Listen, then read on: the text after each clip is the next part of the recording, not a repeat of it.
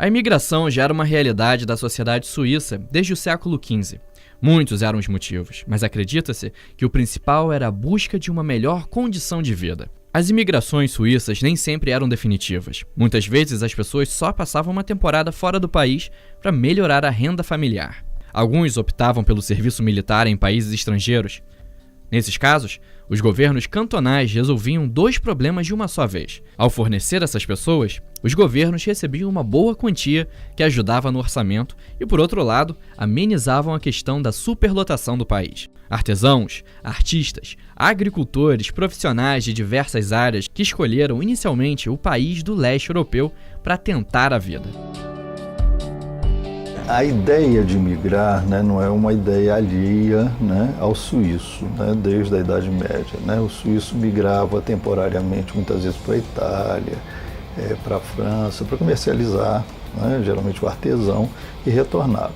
Posteriormente, houve uma grande leva de imigração dos famosos mercenários suíços, que povoavam exércitos franceses, exércitos de vários estados nacionais e pequenos feudos da Europa. Serviu muito aos exércitos absolutistas, por exemplo, ao exército francês de Luís XIV.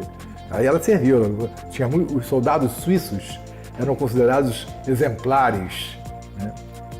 Então, o suíço era considerado um bom imigrante. A partir do século XVIII, os suíços começam a levar em consideração uma nova proposta de imigração: o novo continente. Nesse período, 25 mil suíços se estabeleceram nos Estados Unidos da América, de forma definitiva. Já no século XIX, as imigrações seguem o mesmo rumo, o Novo Mundo, mas dessa vez surge um novo destino: o Brasil. Os Estados Unidos da América foi o maior receptor de imigrantes. O Brasil não foi o maior. Além do mais, a Suíça, particularmente, ela tinha uma pequena tradição migratória, ela não era muito grande. Agora, as migrações definitivas, as migrações sem volta, o Le Grand Départ, como chamam alguns, ocorreram mais a partir do século XIX, até final do século XVIII, mas basicamente a partir do século XIX, Tem a ver com uma séria crise da Suíça, pós-queda de Napoleão na França. A história começa no século XIX, em 1815, com a Restauração, período em que a Europa passava por grandes dificuldades econômicas e sociais devido às constantes guerras.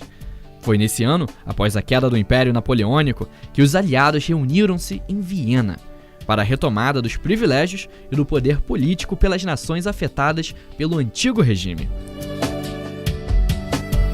O encontro dessas nações, lideradas pelas potências monárquicas da época, Áustria, Inglaterra, Prússia e Rússia, ficou conhecido como o Congresso de Viena.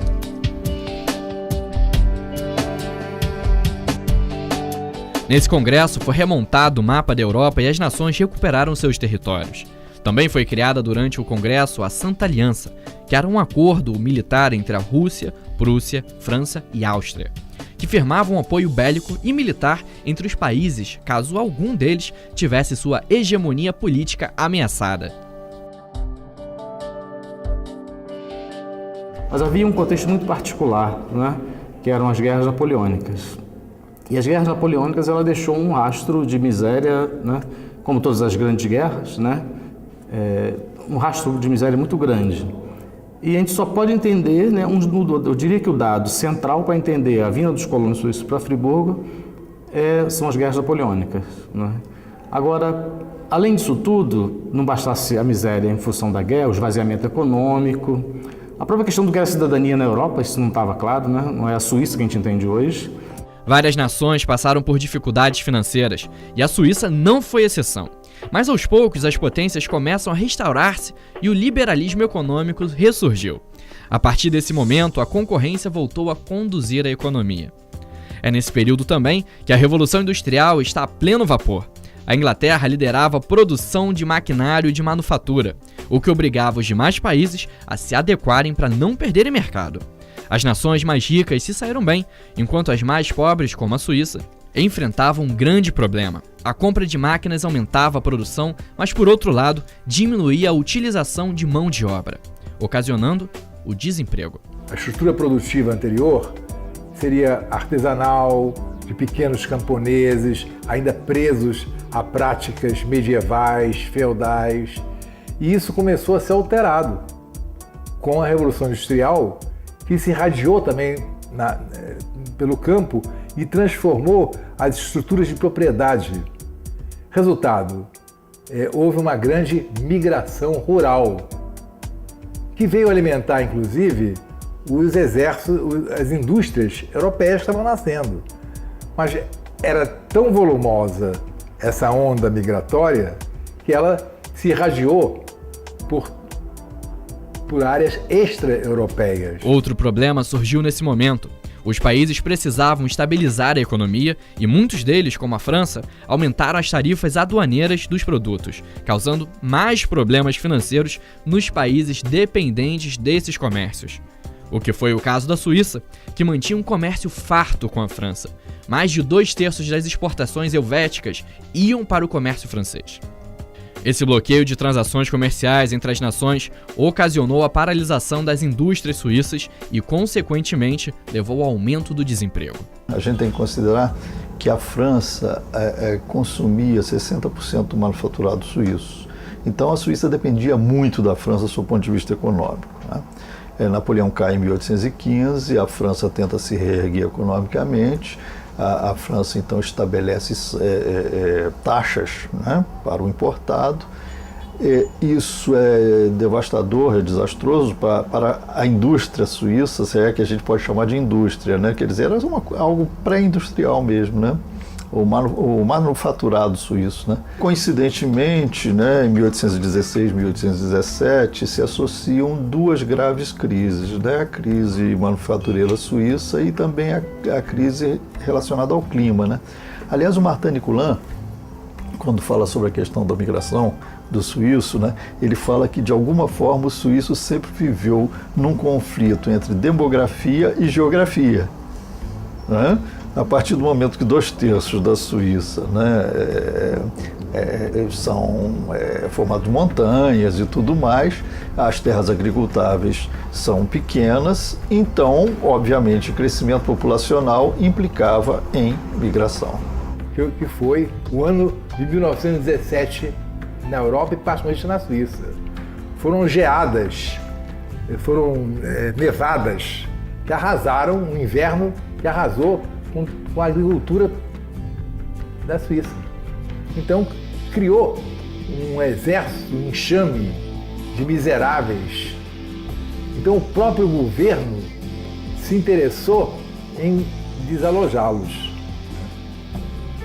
E esse foi o caso da migração para Friburgo.